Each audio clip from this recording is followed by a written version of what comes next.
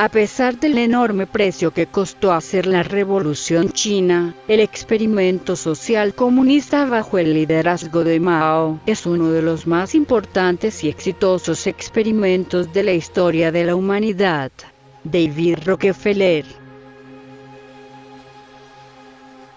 A continuación presentaremos el Gran Salto Adelante, proyecto que impulsó Mao Zedong para industrializar en tiempos récord a China mediante la ambiciosa y desmesurada industrialización del país. El proyecto empezó en 1958, donde se obligó al campesinado de los pueblos a trabajar de manera sobreexplotada la agricultura, primero con la industria ligera, posteriormente con la industria pesada como la industrialización del acero. En ese tiempo Mao tuvo una dura tensión política con la Unión Soviética, y al líder chino no se le ocurrió nada mejor que someter a la clase campesina a una durísima y delirante carrera por el desarrollo industrial que, según los cálculos de Mao, superaría en 15 años a la industria de Gran Bretaña. Pero el megaproyecto rápidamente sacó a flote sus fisuras, no cumpliendo con las expectativas del proyecto. Mao culpó a las sequías, después a los gorriones, donde empezó a masacrar a la población de gorriones hasta casi llevarlas a la extinción. Después empezó el hambre. Primero Mao abolió el dinero, utensilios corrientes como cucharas y ollas.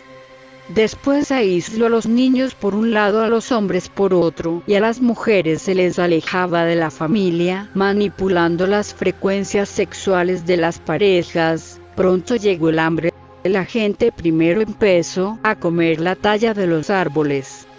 Posteriormente empezaron a comer barro y rápidamente comenzó las millones de muertes por hambruna. Las estimaciones son relativas, pero según Yang Hixin, 36 millones de personas murieron en la mega hambruna. Mientras, Zhu Xiguang estima la pérdida de 55 millones de personas.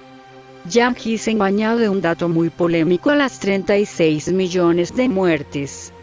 Hay que sumarles otros 40 millones, dando como resultado 76 millones en la pérdida total de la población china. ¿Cómo se explica esto?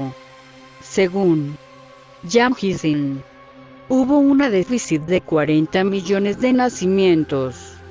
Esto se explica ya que el déficit de la natalidad de nacimientos fue porque hombres y mujeres fueron obligados a dormir en dormitorios separados, y la fatiga, las enfermedades y el hambre hicieron que los hombres produjeran menos esperma y que las mujeres dejaran de menstruar y sufrieran colapso del útero. Impactos pre-postnatales.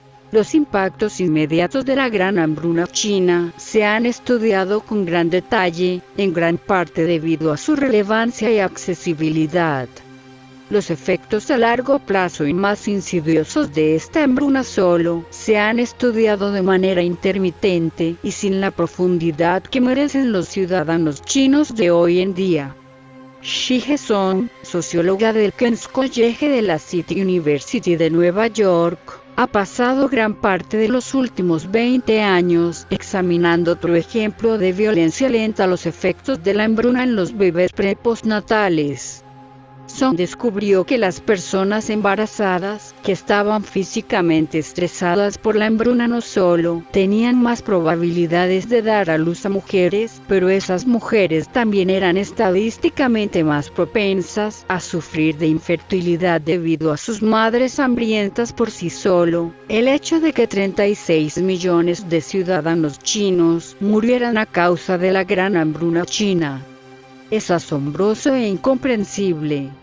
Ese impacto solo se agrava cuando se combina con otra estadística: el número de personas que no nacieron debido a la hambruna. El hambre resultó en una caída significativa en la tasa de natalidad, lo que significó que hubo un déficit estimado de 40 millones de nacimientos en China durante los años de la hambruna. En total eso es una pérdida de alrededor de 76 millones de vidas chinas durante un periodo de 3 años. Ahora si hacemos una simple proporcionalidad de números de muertes y si establecimos que de 36 millones hay un déficit de 40 millones de vidas. Entonces, si ahora tomamos las cifras del historiador Yuxi Wang de 55 millones, entonces la proporcionalidad sería la siguiente: 55 millones por hambruna y 60 millones por déficit de nacimientos. Entonces la pérdida total de población de China durante la gran hambruna asciende a 115 millones. Pero esto es solo especulación, ya que muy probablemente la cifra real de muertos sería mucho menor. También hay que destacar que no todos murieron de hambre, ya que muchos millones fueron por ejecuciones a gran escala, aunque casi siempre los recalcitrantes son torturados hasta morir. El suplicio más corriente consistió en colgar a la víctima y golpearla con una porra hasta que muera. Pero también se agujerean manos, cortan orejas, queman narices, cosen labios o se queman vivos a los insumisos, embadurnando sus cabezas con aceite y prendiéndoles fuego. El abanico de torturas medievales aplicadas es pasmoso. Ahora entraremos en un tema realmente retorcido, que es el canibalismo. Ya que en el gran salto adelante se registraron miles y miles casos de canibalismo extremo. La gente moría en la familia y no enterraban a la persona, porque aún podían recoger sus raciones de comida, guardaban los cuerpos en la cama y los tapaban, y los cadáveres eran devorados por ratones. Los vecinos hambrientos se comían a los vecinos, los padres se comían a sus hijos y viceversa. Turbas merodeadores irrumpieron en las casas y asesinaron a los que estaban adentro por la poca carne de sus huesos. La gente se comía cadáveres y luchaba por los cuerpos. En Gansu mataron a forasteros. La gente me dijo que los extraños pasaron por allí y los mataron, y se los comieron y se comieron a sus propios hijos. El historiador Song Xun encontró una aldea en el extremo suroeste en el condado de Shizu de Sichuan, entre 1959 y principios de 1961. El equipo de investigación del Comité Provincial del Partido descubrió que 18 aldeanos en la brigada Wau, del distrito de Kyoto, habían consumido cadáveres. Escribió una anciana llamada Ludo Wenxiu. Fue la primera en comenzar a consumir carne humana. Tuvo lugar el 20 de diciembre de 1960. Después de que muriera toda una familia de 7, luego desenterró el cuerpo de la niña de 3 años Mafai. Cortó la carne de la niña y la condimentó con chiles antes de cocinarla al vapor y comérsela, mientras los cuadros del partido privan a los revoltosos de todo alimento hasta que mueren. Escribe Yan, se generalizan el canibalismo y la necrofagia, como atestiguan los informes de la policía. En la pequeña ciudad de Linxia, 588 personas ingirieron 335 cadáveres. En Ongtai, 170 personas comieron 125, 5 de ellos asesinados con este fin. Hubo casos en que unos padres devoraron a sus hijos, maridos a sus mujeres, hermanos a sus hermanas. En Anhui, a veces la carne llegaba al mercado normalmente hervida. Dado que las ciudades están cortadas del campo y está prohibido viajar, la información no circula. El campo muere en silencio. Hubo varios miles de casos de canibalismo en todo el país, dijo el secretario de Mao, Li Rui, allá en 2004. La supervivencia anula cualquier cosa. La naturaleza animal prevalece sobre la humanidad, dijo Yan. Después de que una madre de una aldea en la provincia de Gansu del norte de China cocinara y se comiera a su hija menor, informó Yan, citando archivos e informes locales, su hija mayor le suplicó: mamá, no me comas, te ayudaré a encender fogatas cuando yo crezca. Una huérfana adolescente mata y se come a su hermano de 4 años. Mueren 44 de los 45 habitantes de una aldea. La última residente que queda, una mujer de unos 60 años, se vuelve loca. Otros son torturados, golpeados o enterrados vivos por declarar cosechas realistas, negarse a entregar la poca comida que tienen, robar sobras o simplemente enfurecer a los funcionarios. De todas estas historias, el canibalismo se convirtió en una práctica generalizada. De los archivos provinciales, ya ha documentado numerosos casos en los que vecinos, extraños, cadáveres junto a la carretera o tumbas poco profundas, e incluso miembros de la familia se convirtieron en comida y, en algunos casos, carne para la venta. Los que sobrevivieron al canibalismo tuvieron que vivir con lo que hicieron. Algunos se volvieron locos. También se veía las ratas muertas que se sacan de los pozos negros para comerlas, o los cerdos pisoteando a los lechones más pequeños y devorándolos. El edema y la enfermedad estaban muy extendidos. Los funcionarios del partido golpearon hasta matar a la gente por robar grano de los campos. Acumulaban comida para ellos mismos o la intercambiaban por sexo. Los caminos estaban llenos de mujeres y niños desnudos y moribundos. Sus últimos actos fueron vender sus trapos por un bocado de grano. Se vendieron niños. Se desenterraron cementerios y los cadáveres se utilizaron como fertilizante. La gente comía hojas, raíces, bayas venenosas, cuero, cultivos inmaduros robados e incluso la tierra misma antes de sucumbir. En Gansu, antes de morir, una madre le dijo a su hija: ya no queda nada que comer en mi cuerpo, solo mi corazón. Cuando muera, puedes comer mi corazón. Y eso fue lo que pasó. Su hija se comió su corazón y a ella se la comieron a su vez a los pocos días. Se estima que hasta 3 millones se suicidaron por temor a la violencia de los funcionarios que los enfrentaban si no cumplían con su cuota de producción de granos. Los padres se vieron obligados a enterrar vivos a sus hijos como castigo por robar comida. Algunos recurrieron al canibalismo. Un hombre, Jam Song-sin, mató y se comió a su hermano menor en la aldea de Yaohea en Gansu, donde la policía investigó 50 casos similares. No hay memorial, museo o día de recuerdo de este desastre. Es relativamente inaudito. Otros testimonios siguen. La retribución estatal por pequeños robos, como el robo de una papa, incluso por parte de un niño, incluiría ser atado y arrojado a un estanque. A los padres se les obligó a enterrar vivos a sus hijos o se les roció con excrementos y orina. A otros se les prendió fuego o se les cortó la nariz o la oreja.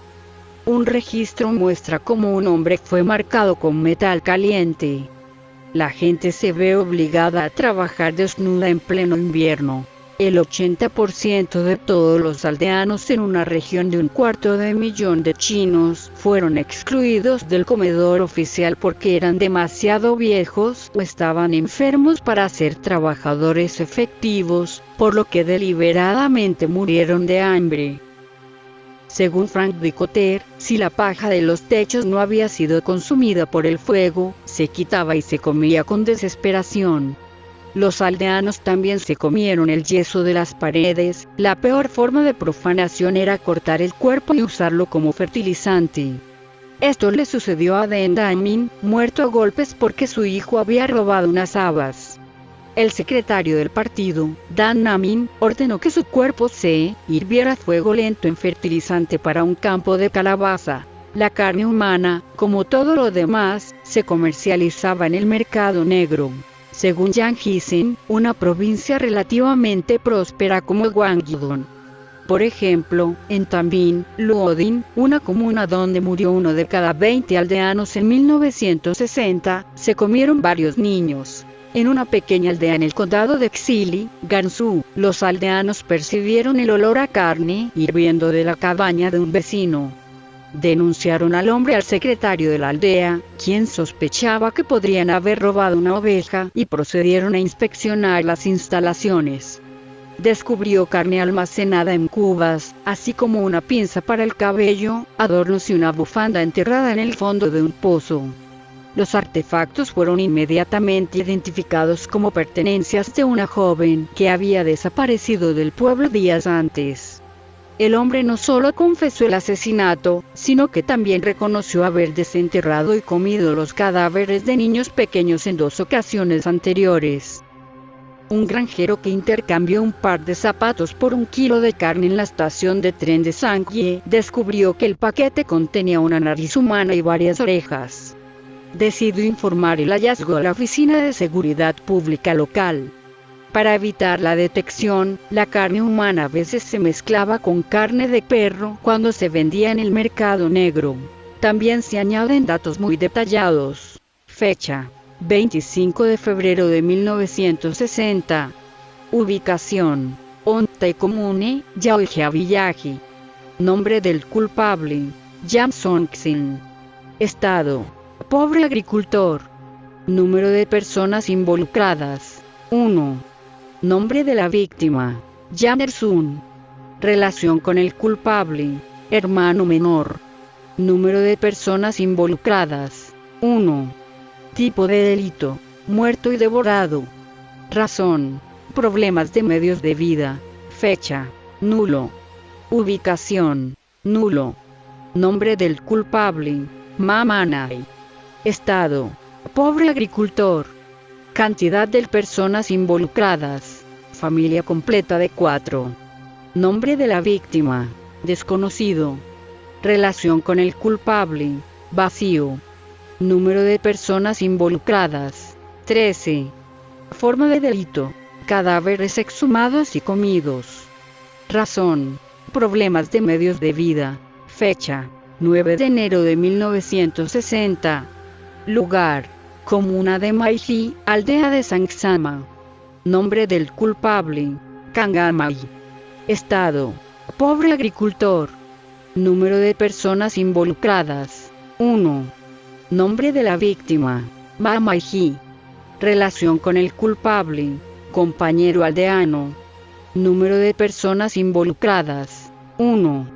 Tipo de delito: golpeado hasta la muerte, cocinado y comido. Razón: problemas de medios de vida. Fecha: marzo de 1960. Lugar: comuna de Ongtai, Puerto Xiaogou. Nombre del culpable: Su Shuangxi. Estado: pobre agricultor. Número de personas involucradas: 2. Nombre de la víctima: vacío. Relación con el culpable: esposo e hijo mayor. Número de personas involucradas: 2. Tipo de delito: cadáveres exhumados y comidos. Razón: problemas de medios de vida. La mayoría de los culpables de la lista practicaban la necrofagia, ya fuera comiéndose a los fallecidos o exhumando y comiendo cadáveres después del entierro. Las 76 víctimas se dividieron en 3 categorías: muertas y devoradas, 12, devoradas después de la muerte, 16, y exhumadas y devoradas, 48.